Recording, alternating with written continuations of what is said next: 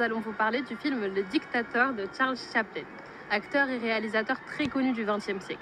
Il est notamment connu pour avoir créé le personnage du Petit Vagabond, de Little Tramp, aussi appelé Charlot en France. Le film a été réalisé en 1940 et a été le plus grand succès public de son auteur, même si les critiques étaient à l'époque très partagées, taxant le film et surtout le discours final de communiste et de trop sentimental. Comme il y a plein de choses à dire sur ce film qui est aujourd'hui considéré comme un chef-d'œuvre, on va vous clarifier tout ça en 5 parties essentielles. C'est parti!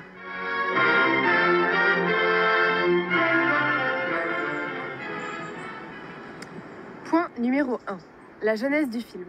En 1940, les États-Unis ne sont pas encore rentrés en guerre et restent neutres face à la situation en Europe où la Seconde Guerre mondiale a commencé. Alors à Hollywood, il est recommandé de ne pas dénigrer le régime nazi. Et oui. C'est Alexander Korda, producteur, qui donne l'idée à Chaplin de faire un film sur la ressemblance entre la moustache d'Hitler et celle de Charlot. Très inquiet par ce qui se passe en Europe et notamment par la persécution du peuple juif, Chaplin décide de faire un film qui se moque du régime nazi. Il investit 2 millions de dollars personnels pour produire ce film. Mais alors, est-ce vraiment facile de se moquer d'un régime qui a conduit des millions de personnes vers la mort ? Chaplin ne connaissait pas la réalité des camps d'extermination. Il a même déclaré « Si j'avais connu les réels horreurs des camps de concentration, je n'aurais pas pu réaliser Le Dictateur ». Son intention était de tourner en ridicule le nazisme et son chef, Adolf Hitler. Mais alors, comment fait-il ? 2. La caricature d'Hitler et du régime nazi. Chaplin utilise 3 procédés pour se moquer d'Hitler. D'abord, lors de ses discours, il parle une langue qui n'existe pas, même si on retrouve certains mots d'anglais déformés. Ballone. Ballone war ein Stritz mit seinen Eltern, ein der Straff mit seiner Klatsch, der Stratz mit Sekretäten da, mit seiner Tratsch mit Skedan, meiner Täter wieder straffen, die straffen, sie straffen. Il dit entre autres « Democracy Stunk », qui se traduit par la démocratie pue. Il utilise également des mots d'allemand et de yiddish. Le personnage Dinkel est représenté comme un personnage enfant gâté, mégalomane, dans certaines séquences comme dans celle de la danse avec le globe.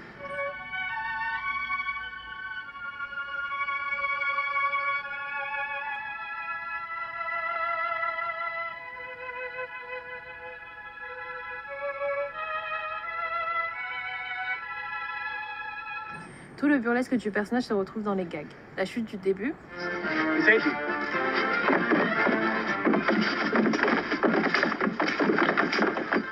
le verre d'eau dans le pantalon, etc.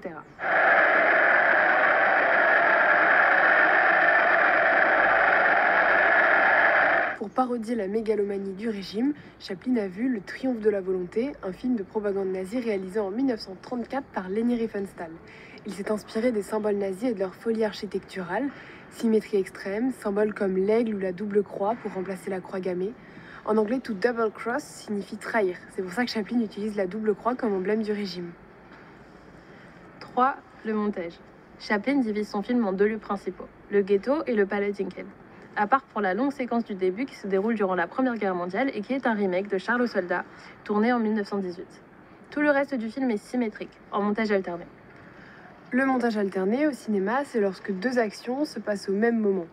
On passe du palais au ghetto et du ghetto au palais par le biais de fondu au noir, quand l'image disparaît dans le noir, ou de fondu enchaîné, quand les 2 images se mélangent. À noter quand même 2 exceptions à cette notion de montage alterné. Le discours que fait Hinkel à la radio et qui est entendu par le ghetto.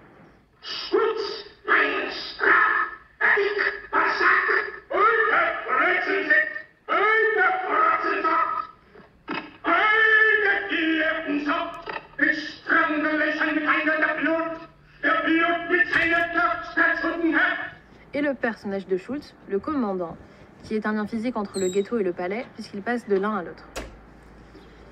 Au final, la symétrie trouve son point culminant entre les 2 discours, celui d'Hinkel au début et celui d'Hinkel-Charlot à la fin.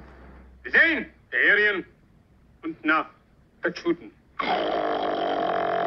Das Schuten. Und das trifft das Sauerkraut mit der Schuten. Und der Leberwurst mit der Schuten. I'm sorry. I don't want to be an emperor. That's not my business. I don't want to rule or conquer anyone. I should like to help everyone if possible. Jew, Gentile, black man, white. We all want to help one another. Human beings are like that. À noter aussi, et c'est important, que la ressemblance entre le Barbie et le dictateur est extradigétique, c'est-à-dire que seul le spectateur la voit, mais pas les personnages. Le carton du début semble renforcer cette idée et nous montre que la vraie ressemblance est celle entre Charlot et son voleur de moustache Adolf Hitler. 4. Le burlesque. On peut dire que le burlesque se définit par la lutte d'un corps contre des objets, comme par exemple la grenade dégoupillée dans le pantalon au début du film.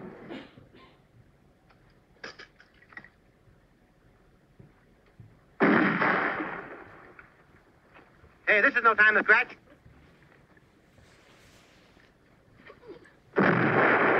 Here, put yourself together. Je suis sûre que vous pourrez trouver d'autres exemples de pur burlesque grâce à cette définition. Le burlesque du film est comme une lutte contre la tragédie de l'histoire et contre la violence du régime nazi. Même si le personnage d'Inkel devient de plus en plus violent au fur et à mesure du film, des situations comme la longue séquence avec Napaloni freinent un peu les sombres intentions du régime dictatorial. I'll take the bacterium people and I'll tear them apart like that. Look, listen, please. Look, what are you doing? That's an insult to the people. Cookies the best spaghetti. It's spaghetti. He either side of the pretty or we have a war. Oh, listen. Give me a supper. Quick, give me a supper while I get my sister. Chaplin reprend ici ses habitudes de gagman qui ont fait sa carrière, et les séances comiques semblent lutter contre un monde où les valeurs humaines sont à l'envers. La séquence où Charlot est à l'envers dans l'avion semble préfigurer ce renversement de valeurs qui va encore s'inverser à la fin du film, où le petit barbier, l'opprimé, prend la place du dictateur au service de l'humanité tout entière. C'est bien le gag et le cinéma qui sont au service de l'humanité dans le film. Même si les gags ne sauvent pas toujours les personnages du drame, notamment dans la scène des coups de pinceau et de la poêle, le burlesque est porteur d'espoir. Un espoir, en tout cas, qui culmine avec la scène finale. Soldiers, in the name of democracy, let us all unite!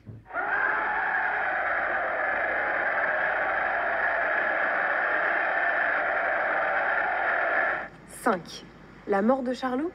Charlie Chaplin, star multimillionnaire du cinéma muet, aura des difficultés à passer au cinéma parlant.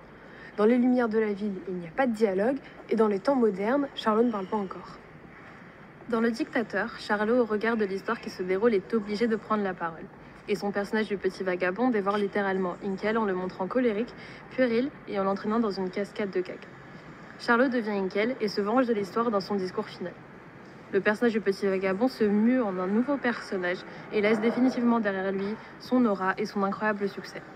En parlant, il offre le petit vagabond à l'ensemble de l'humanité. Dans les films qui suivront, Charlie Chaplin continuera de liquider son personnage de Charlot avec un personnage de tueur en série dans Monsieur Verdoux et un personnage de clown déchu dans Les Feux de la Rampe.